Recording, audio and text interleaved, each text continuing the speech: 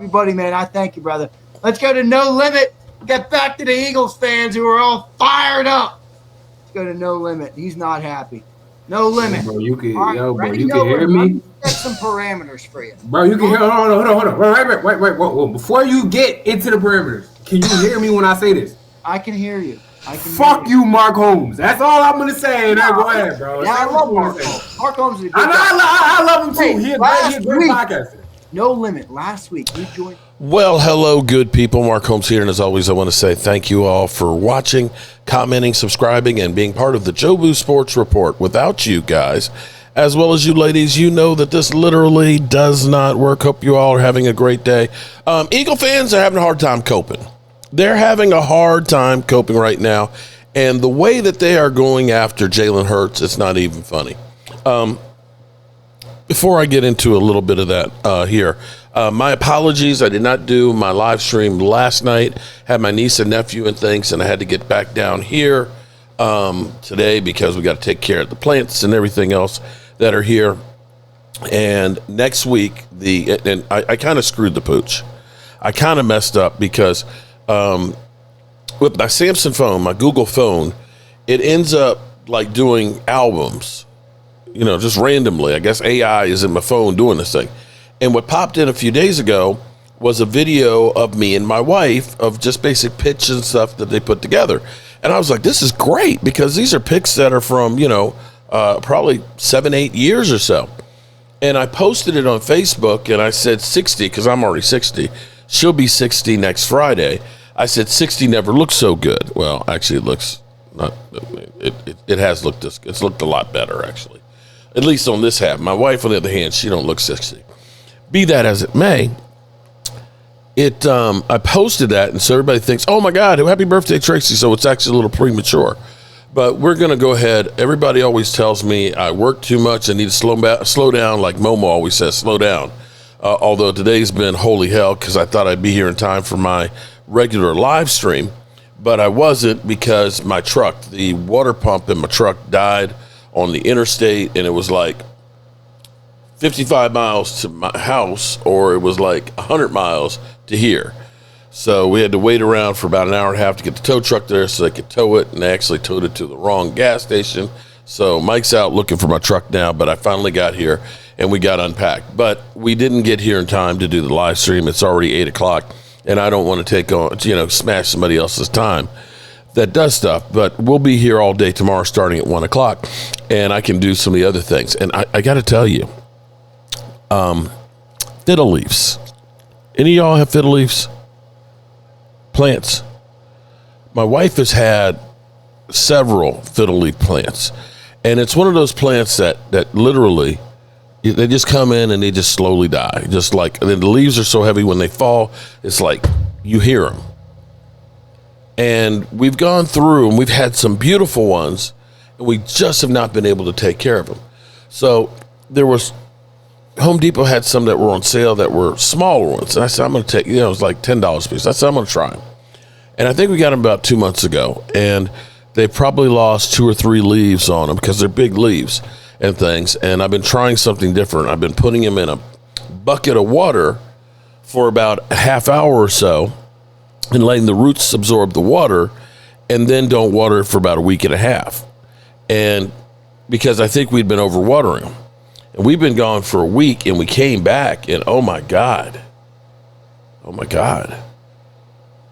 I have a new leaf on the fiddle leaf on one, and another one that looks like it's beginning to start. But shh, I don't want to jinx it. So far, so good. But again, I apologize to channel members that we didn't have that stream. But again, you can join tomorrow for our live stream. While I'll be watching games. Now here's the things that are kind of falling the Cowboys' way right now.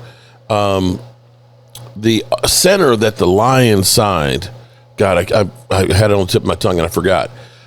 Turns out he's got a shredded hamstring and he can't play because they were looking for him to be able to come around and, help blister the offensive line, which has been beat up. That didn't happen. He's done. And here's an interesting one here. Aiden Hutchinson, who, he's on all kinds of commercials and stuff, coming back from a catastrophic injury last year. Against the Packers, Aiden Hutchinson had a rush grade of a 56.5 against the Packers, his lowest of any game since week 12 of 22. So he's not playing well right now. And then there's Amon St. Brown, who's twisted his ankle and looks like he's going to be out for 1 to 3 weeks or so. So more than likely, he's not going to play against the Cowboys. Or if he does, he's not the same guy. So you may be playing the Lions with Dan Campbell. Dan Campbell, here at Detroit Lion, we don't punt. We don't punt. It's 4th down. We only know one way to go, and that's straight ahead. We're going to go for it on 4th down. We don't care if we're in our own territory. We don't know if we're in field goal range, whatever. We're going to go for it because we're going to gnaw your kneecaps off, and we're going to be coming after you. We'll never give up, and if it ends up being that we lose that way because of the bonehead calls I make, so be it, because we are from Detroit, and that's our attitude. Never give in, never give up, and never kick the damn football. Yeah, we got those guys. But and we got plenty of time to get to my Cowboys and stuff too. The Eagles, oh my God. They're eating their young right now. They are going off. You see the clip from last night, after I came on, my man was basically F you, Mark Holmes. I got, Eagle fans, and I didn't mean to scare people. I'm sorry. That was clickbait. When I said my channel might not recover, it might not recover because I'm realizing when I do my live streams and the Cowboys are losing, man, my numbers look incredible. And I'm like, how is it that my numbers are so good and we're losing? Because it's all the Eagle fans coming in there to get their pound of flesh. But then the Cowboys start winning, they disappear like cockroaches. And then you know what appears? Eagle fans exit, and then that slimy son of a bitch comes out from under a rock. Skip Bayless, my Dallas Cowboys. Shut up, Skip. Don't nobody want to hear your bullshit, because you ain't a real one. If you ain't here taking the fight to the enemy like I do every day, don't come in here for the good times. Fair weather, biatch. So they are going deep on Jalen Hurts. Now, Jalen Hurts, I've been saying all along, you remember when, I'm trying to remember what lady that was talking about. They said, well, Dak Prescott, he needs a number 2 wide receiver in a running game. And she said, yeah, Dak Prescott, he needs those guys to be successful because he can't elevate people. No, you need those guys to be successful in the NFL. You got to have a running game. You got to have offensive linemen. You got to have guys that can catch the damn ball. If everybody was catching the ball the way CeeDee Lamb is dropping them, I don't care who the quarterback is. If all your receivers had 3 or 4 drops a game, it don't matter how good. The quarterback, what is he going to do? Throw the ball to himself and catch it too? So, of course, they need it. And what's clearly evident is, as much as, I'm old enough to remember when everybody was talking about how Jalen Hurts is so much better than Dak Prescott. He's the ultimate weapon. He's the ultimate team leader. He's so great. Well, you're finding out that other people playing matter. Offensive line, not that good. And it's like, when I said things about my offensive line not being good, when we were getting guys that you casted off like Jason Peters, who could only play like 22 plays a game, when we had like Joe Looney and Biotis there that literally were getting picked up and dropped in the backfield in Dak Prescott's lap, when we literally had a turnstile of offensive linemen of guys you've never even heard of, when we were throwing out wide receivers that should be the 5th option that were our number 2 wide receivers, all y'all said was Dak sucks. Now, I'm going to ask you because we had no names, nobodies, has-beens, never was, and guys that shouldn't have been in the NFL playing with Dak. Right now, as we speak, only person I can see that's missing right now on the offense is Lane. Am I right? Don't you have Devontae Smith? Don't you have Dallas Goedert? Don't you have Saquon Barkley? Don't you have A.J. Brown? Hell, we never had that kind of talent out there. Yet, somehow, the bus driver is crashing the bus. And Eagle fans are having a hard way dealing with it.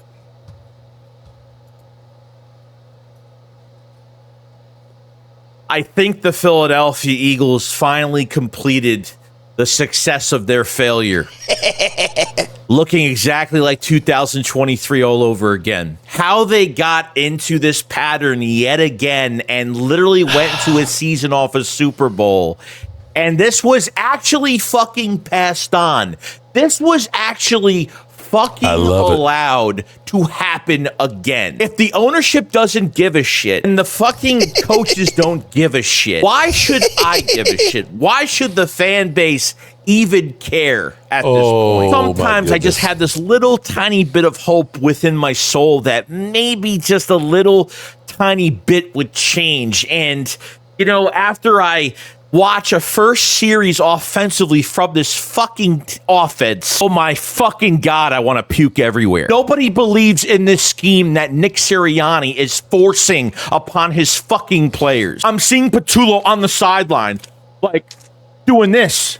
Like, Look at I don't know what to call. How the fuck did ownership put the Eagles in this situation? Shouldn't this head coach be on the hot seat right now? I mean, I don't give a fuck about Super Bowls. I don't give a fuck what he won. I don't care what his regular season fucking win-loss percentage is. I don't care. This is a year-to-year league, and whatever ownership is giving you max fucking ownership of the decisions that are being put into the hiring process, I love this is such a big fucking problem. And guess what? The same shit is happening over and over and over every single year. Another game where the defense literally kept you in. How many more games does this defense have to bail you out? Seriously. They didn't bail you out. 10 games. 10 games, I think. They gave up 281 yards. The defense has bailed this offense out time and time again. Eagles actually start off running in this game, which really wasn't that bad, where they ran a couple times with Saquon. He had a couple 5-yard gains each. That's awesome. Throw a first down to A.J. Brown. Awesome. Just continue running the fucking ball because it's working. And yet, because of your adjustments being so fucking, you look like a high school team out there because that's how low they are right now. They revert back to throwing 3 fucking times. You had, 83 yards of offense for the first half of this game. And when you finally have a play that's open on that Devontae Smith slant that was thrown way too early by Jalen Hurts, now the quarterback has a problem. Now the quarterback has an issue, and now he looks flustered, and he looks mentally fucking out of it. You saw what Jalen Hurts said this past week. You saw.